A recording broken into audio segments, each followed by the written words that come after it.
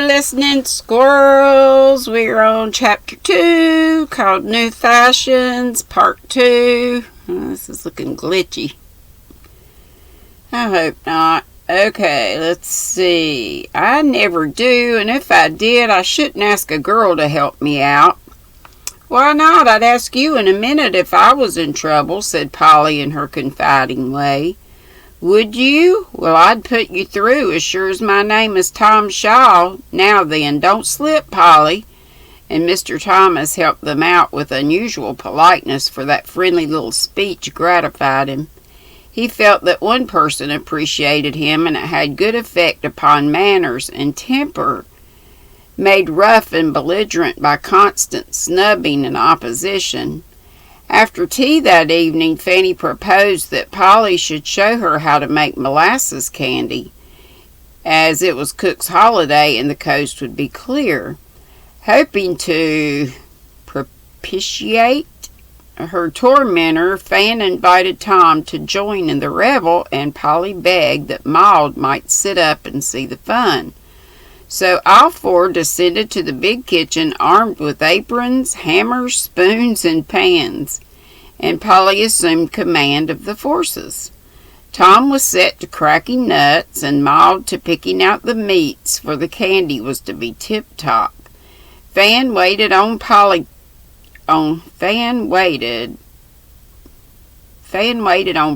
Cook, who hovered over the kettle of boiling molasses till her face was the color of a peony. Now put in the nuts, she said at last, and Tom emptied his plate into the foamy syrup, while the others watched with deep interest the mysterious concoction of this well-beloved sweetmeat. I pour it into the buttered pan, you see, and it cools, and then we can eat it, explained Polly, suiting the action to the word. Why, it's all full of shells, exclaimed Maud, peering into the pan.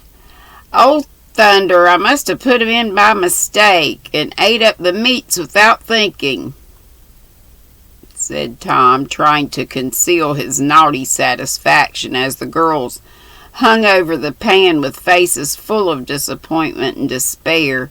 You did it on purpose, you horrid boy. I'll never let you have anything to do with my fun again, cried Fan in a passion, trying to catch and shake him while he dodged and chuckled in high glee.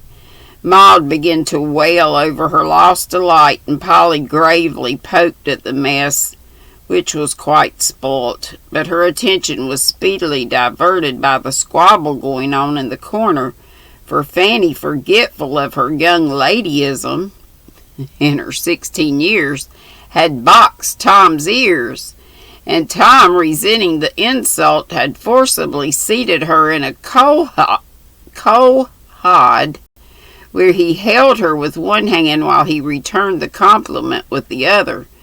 Both were very angry and kept twittering one another with every aggravation they could invent as they scolded and scuffled, presenting a most unlovely spectacle. Polly was not a model girl by any means, and had her little pets and tempers like the rest of us, but she didn't fight, scream, and squabble with her brothers and sisters in this disgraceful way, and was much surprised to see her elegant friend in such a passion.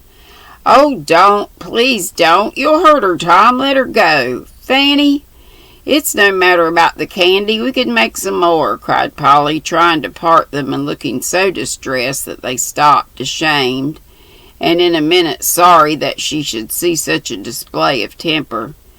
I ain't going to be hustled round, so you'd better let me alone, Fan, said Tom, drawing off with a threatening wag of the head, adding in a different tone, I only put the shells in for fun, Polly. You cook another kettle full, and I'll pick you some meats. All fair, will you?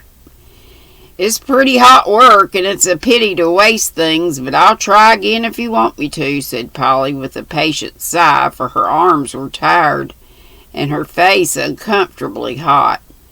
We don't want you. Get away, said Maud, shaking a sticky spoon at him. Keep quiet, crybaby. I'm going to stay and help. Mayn't I, Polly?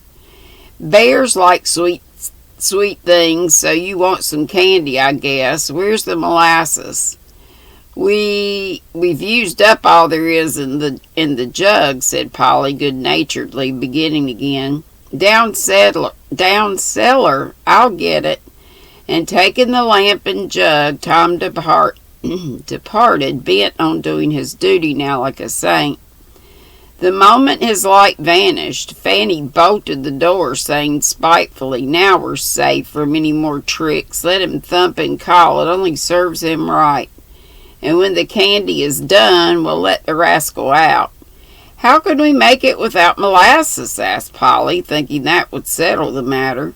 "There's plenty in the storeroom. No, you shan't let him up till I'm ready. He's got to learn that I'm not to be shaken by a little chit like him." C-H-I-T. "Make your candy and let him alone, or I'll go and tell Papa, and then Tom will get a lecture." Polly thought it wasn't fair, but Maud clamored for her candy, and finding she could do nothing to appease Fan, Polly devoted her mind to her cookery till the nuts were safely in, and a nice panful set in the yard to cool.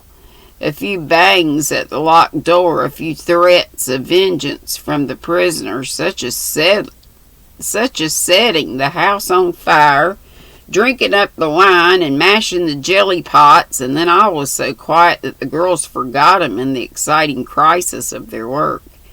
"He can't possibly get out anywhere, and as soon as we've cut up the candy, we'll unbolt the door and run.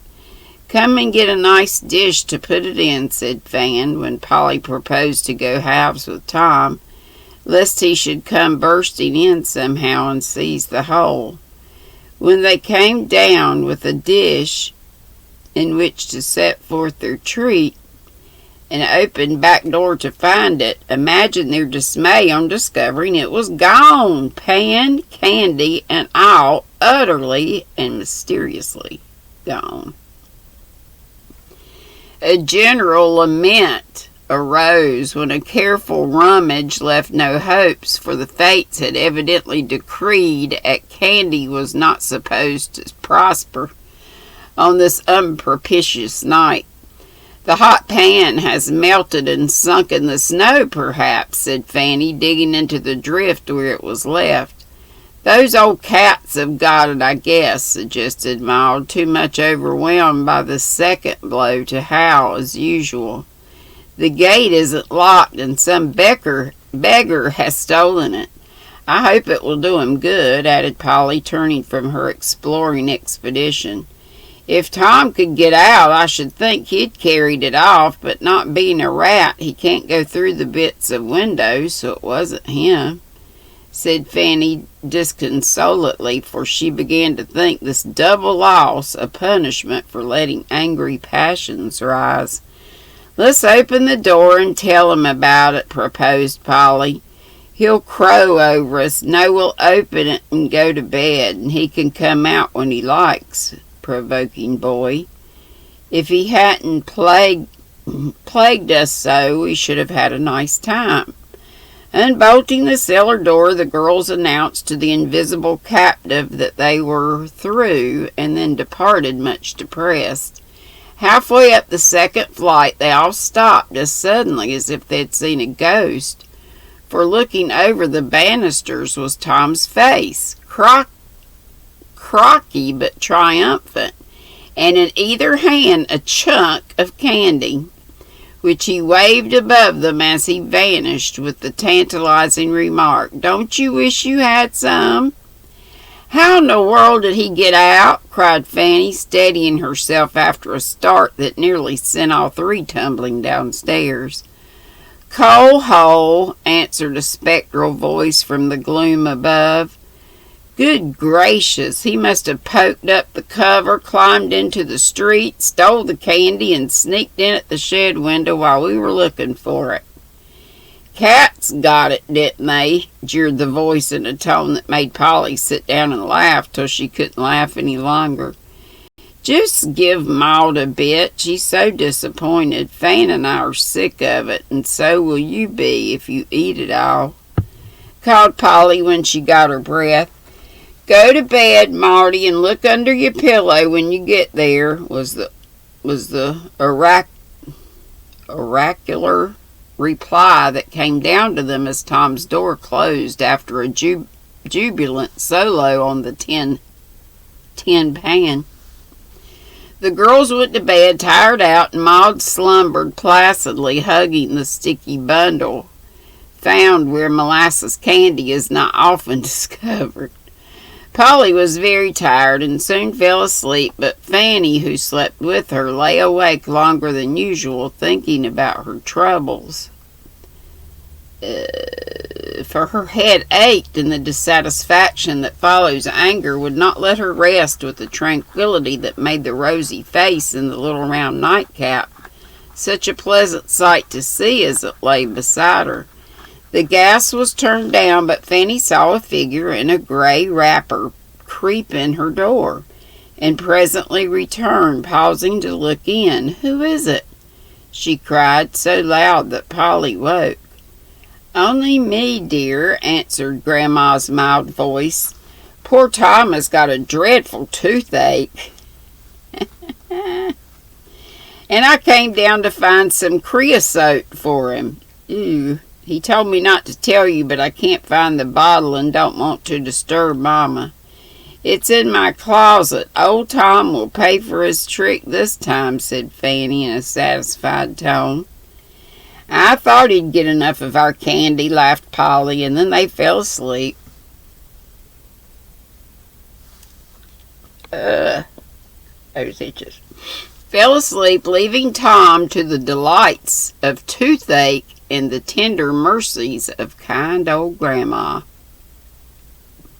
And that's the end of chapter 2. And I would go ahead, but I really would like to keep the chapters separate. And so tomorrow we'll get to chapter 3 called Polly's Troubles. Have a wonderfully crafty night and be sweet. Don't be ugly. And I will see you later, Gators. Love ya. Bye-bye.